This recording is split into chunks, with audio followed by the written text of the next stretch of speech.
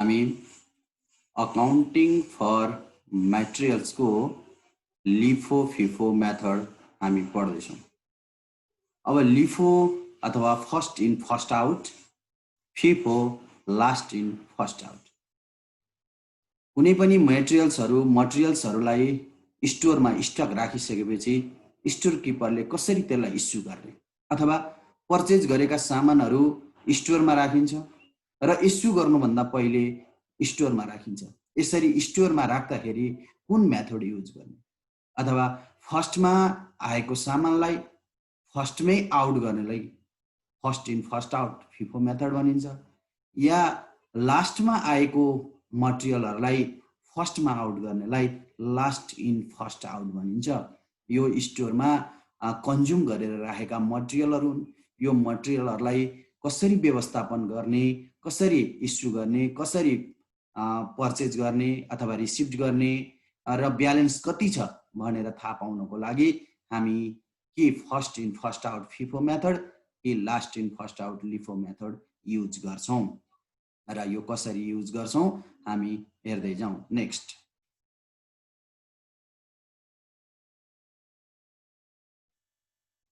अब हामी accounting for मटेरियलमा लिफो फिफो मेथड। लिफो फिफोमा रिसिप्ट गरेर रिसिप्ट कोलममा राखिन्छ। अहिले म कोलमको बारेमा भन्छु। र इस्यु गर्दा इस्यु कोलममा राखिन्छ। तर कहिलेकाहीँ हामीले रिसिप्ट पर्चेज गरे पनि कुनै सामान मन नपरेर रिटर्न गरिन्छ।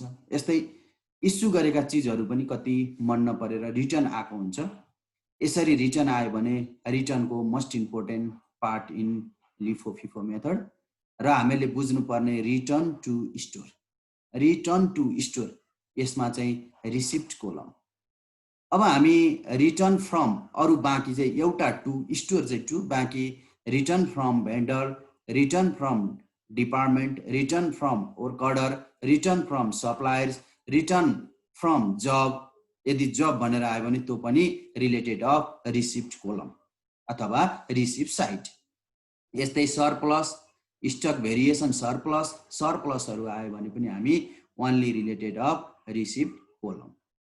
अब next, some item of related of issue column. Issue कोलमहरू रिटर्न फ्रम स्टोर, यहाँ रिटर्न टु स्टोर, यहाँ रिटर्न फ्रम स्टोर। फ्रम आयो भने हामी इस्यु कोलममा लेख्छौँ। त्यस्तै return to vendor, return to department, return to work order, return to suppliers, return to job, यिनीहरूलाई पनि केमा राखिन्छ? इस्यु कोलममा राखिन्छ। र अर्को सर्टेज, ड्यामेज, यी बिग्रेर जाने लसहरू जतिलाई पनि कहाँ राखिन्छ? इस्यु कोलममा राखिन्छ। त्यसरी हामीलाई 3वटा कोलम हुन्छन्। एउटा रिसिभ कोलम, एउटा इस्यु कोलम, एउटा ब्यालेन्स कति बाँकी छ, अब स्टक कति छ, हामी कतिसम्म इस्यु गर्न सक्छौँ, कति इस्यु गरिसकेपछि कति रिसिभ गर्ने भन्ने कुरो चाहिँ हामी लिफो फिफो मेथडबाट पत्ता लगाउन सक्छौँ। अरू नेक्स्टमा जाउँ। अब हामी लिफो फिफो मेथडको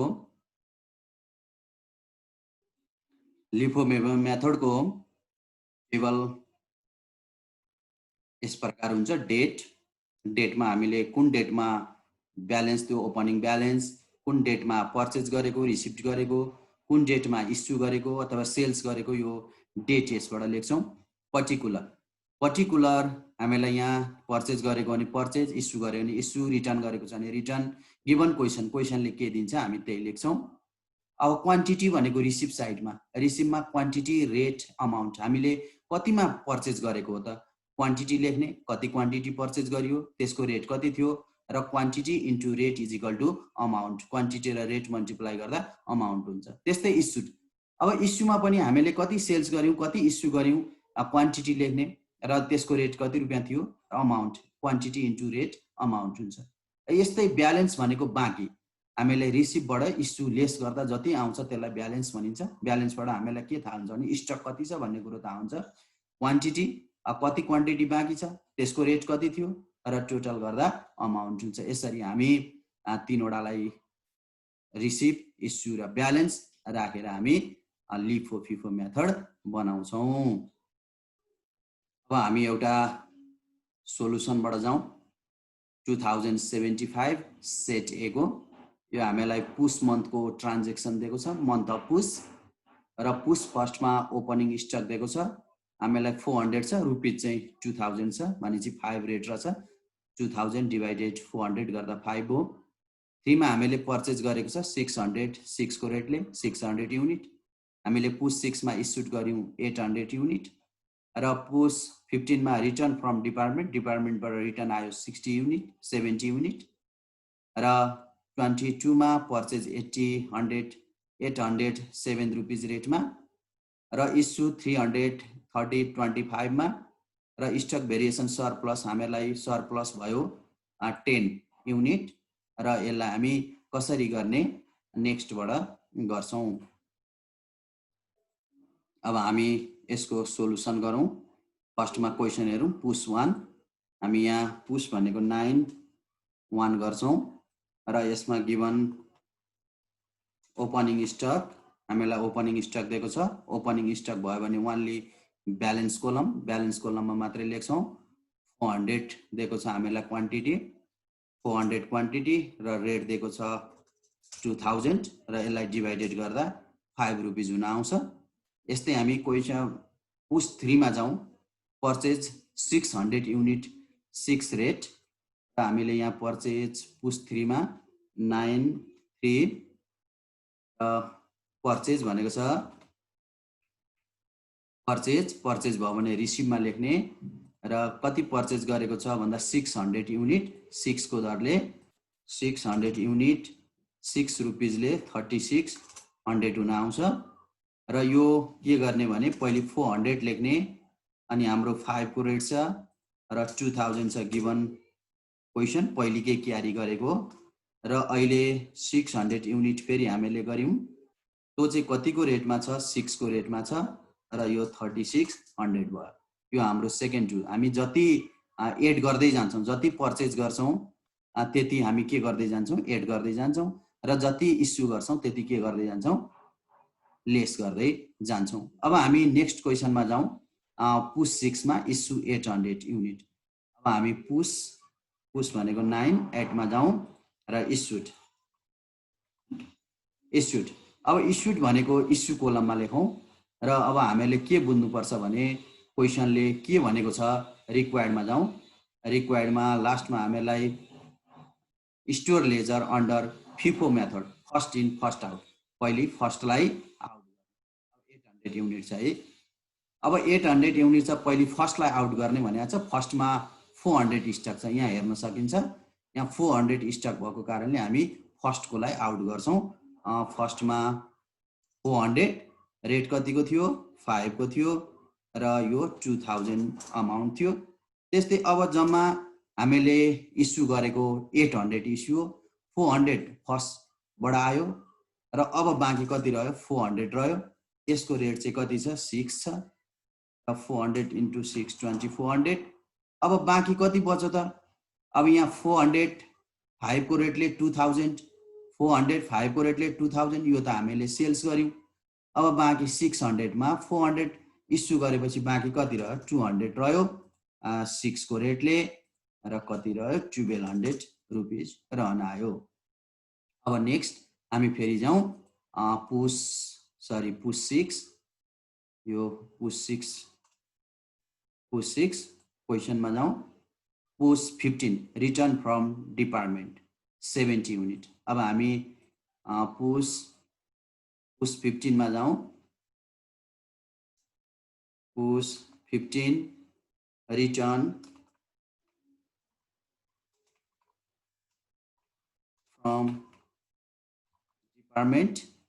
र फ्रम जति स्टोरदेखि बाहेक सबै रिसिभ साइडमा हुन्छ 70 रुपिज। र हामीसँग बचेको छ 6 रुपिजको रेटले 420 हुन आउँछ।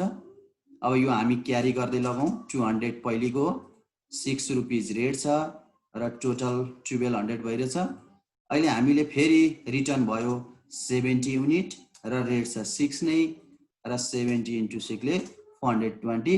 यसरी रेट सेम भयो र कन्टिन्यू आएको छ भने यसलाई एड गरेर पनि गर्न सकिन्छ। त्यस्तै हामी क्वेशनमा जाउँ। पुस 22 मा पर्चेज गरेको छ 800 युनिट 7 को रेटले 22 मा। पुस 22 मा हामीले पर्चेज गरेको छ 800 युनिट 7 को रेटले यो भयो 5600 र यहाँनेरि हामी सबै जोड्दै जान्छौं पहिले क्यारी ल्याउँ 200 into 6 गर्दा 1200 भयो फेरि पछि रिटर्न आएको थियो 70 र त्यो पनि 6 रुपैयाँ कै रेटले आएको छ र बाँकी टोटल भयो 420 र पर्चेजलाई एड गरिन्छ 800 युनिट र यो 7 को रेटले ल्याएको छ र टोटल भयो 56 अब हामी नेक्स्ट तिर जाउँ गिवन क्वेशनले के भनेको छ भने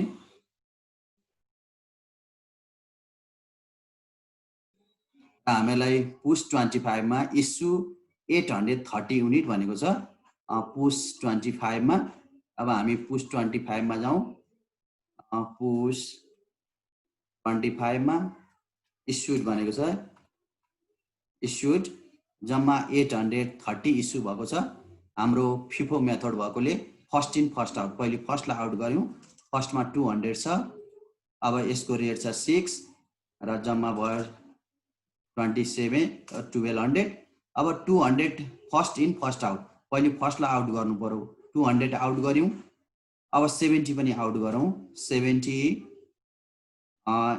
6 ले 420 भयो अब हामीलाई जम्मा हामीले इस्यु गरेको गिवन क्वेशन या क्वेशनमा देख्न सकिन्छ 830 भनेको छ अब कति थप्दा 830 हुन्छ भन्दा 560 थप्दा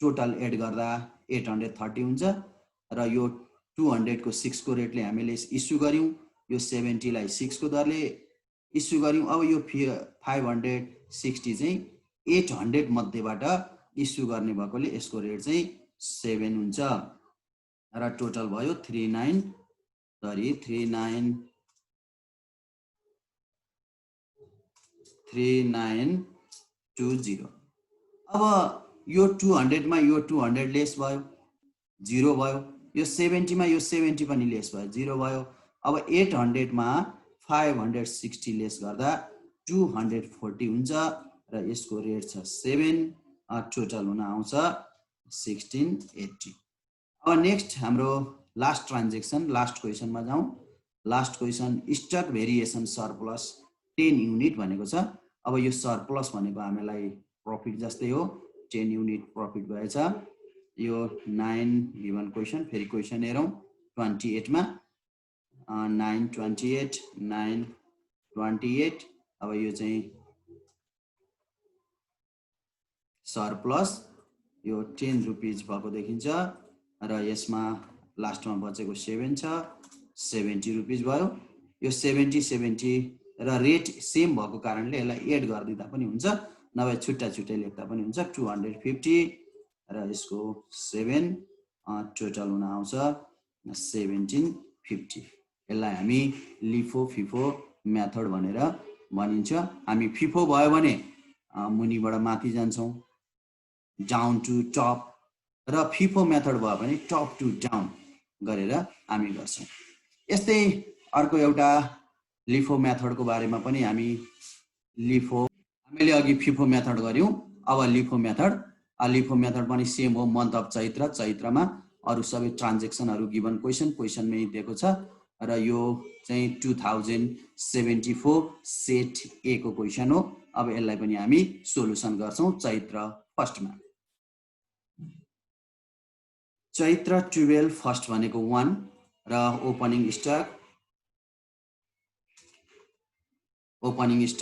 अब हामीलाई गिवन क्वेशनले दिएको छ 500 युनिट 10 को रेटले र 500 युनिट 10 को रेटले हामीलाई टोटल भयो 5000 अब नेक्स्ट हामी अर्कोमा जाउँ चैत्र 5 मा पर्चेज 600 12 को रेटले 12 5 मा जाउँ पर्चेज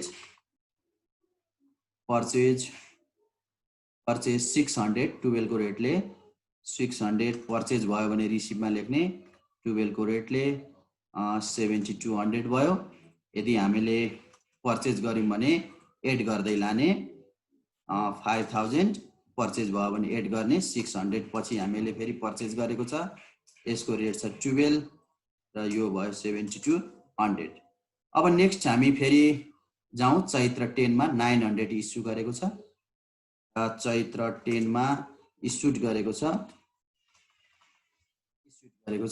र यो हामीले क्वेशनमा के हेर्नु पर्छ भने कुन मेथड हो त्यो हेर्ने store laser under LIFO method यो लिफो रहेछ लिफो भनेको last in first out 900 unit छ अब लास्ट इन फर्स्ट आउट हामीले 9 मा पहिले लास्टकोलाई सेल्स गर्ने लास्टमा कति छ 600 छ हामी 600 लाई पहिले इस्यु गर्ने र यसको छ 7200 जम्मा 900 इस्यु गरेकोमा अब बाँकी रह्यो 300 अब कुन रेट राख्ने भन्दा यो 600 12 को रेटले त हामी सबैले इस्यु गरिसक्यौं यहाँ जति छ त्यति सबै इस्यु गर्यौं अब यो 300 कहाँबाट दिदैछौं भन्दा फर्स्ट कोबाट दिदैछौं त्यसकारण फर्स्टमा रेट कति छ 10 छ यहाँ पनि 10 राख्ने यो भयो जम्मा 300 3000 भयो अब कति बच्यो यहाँ 600 मा 600 इक्वल भयो अब 500 मा 300 लेस भए 200 भयो यसको रेट 10 छ यो भयो 2000 त्यस्तै नेक्स्ट हामी फेरि चैत्र 15 मा जाउँ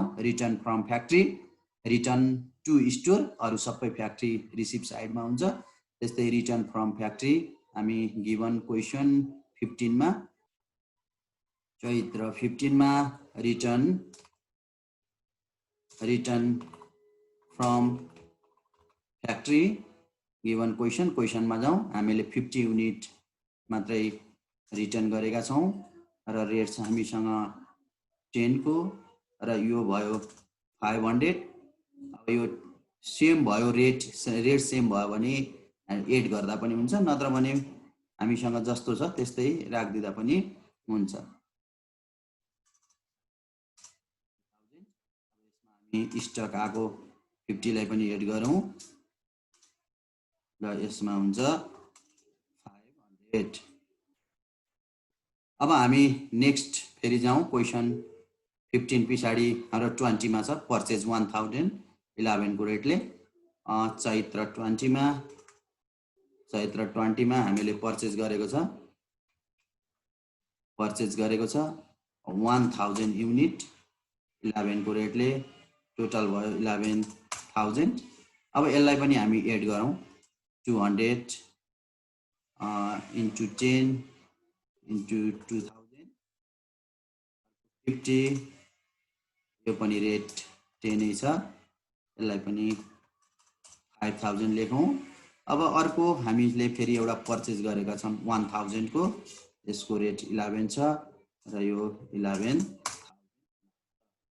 अब नेक्स्ट हामी फेरि क्वेशनमा जाउँ इस्यु 1100 इस्युड गिवन क्वेशन 25 मा 1225 यसमा इस्युड भएको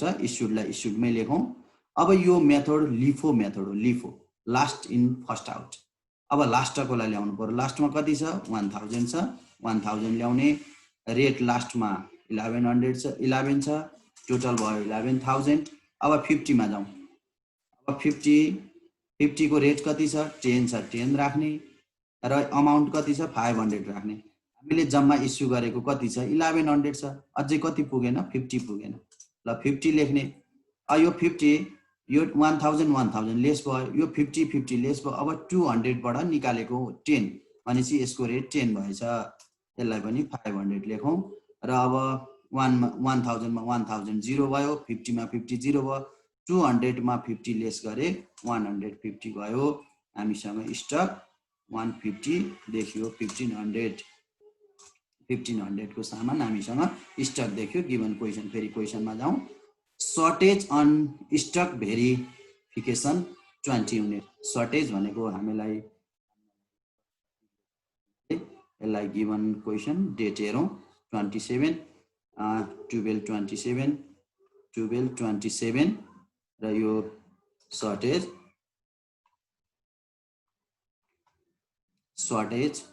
भयो भने इस्यु कलममा राखिन्छ र 20 युनिट गिवन क्वेशनमा हेरौं 20 युनिट शॉर्टेज भएको छ र यसलाई इस्यु कलममा राखिन्छ अब यो कहाँबाट ल्याउने भन्दा स्टक रहेकोबाट 10 रुपैयाँ बाट ल्याउने हो 200 र 150 मा 20 लेस भए 130 हुन्छ, रेट 10 छ र 1300। यसरी हामी लिफो फिफो मेथड गर्न सक्छौं। र कसरी बुझ्ने भने अब यो कसरी बुझ्ने, कसरी सजिलो हुन्छ भन्नको लागि चाहिँ लिफो भनौँ भने फर्स्टबाट आउट गर्दै जाने इस्यु गर्दा, र लिफो भनौँ भने लास्टबाट जाने। अब फिफो र लिफो भनेको टप टु बटम, लिफो भनेको बटम टु टप। यसरी नै इस्यु गर्दै लास्टमा जति स्टक रहन्छ त्यो नै हामीसँग स्टक छ भन्ने कुरो थाहा हुन्छ। यसैलाई नै के भनिन्छ, लिफो फिफो मेथड भनिन्छ। आजलाई अब यति नै, धन्यवाद।